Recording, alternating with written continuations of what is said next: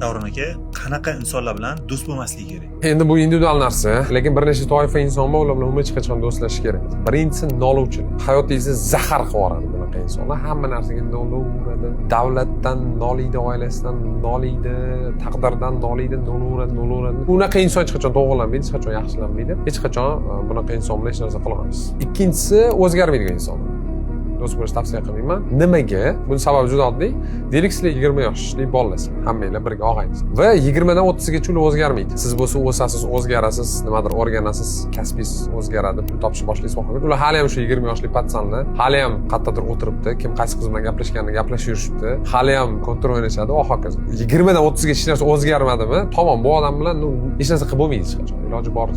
Iloji boricha kamroq ko'rish kerak. Do'stlik polisi chopilmasa. Uchinchi toifa men nazarimda boshqa odamlar orqasidan gapiradi. Chunki u inson siz oldingizda boshqa odam haqida gapiryaptimi? Siz haqingizda boshqa odamlar oldida aniq gapiradi.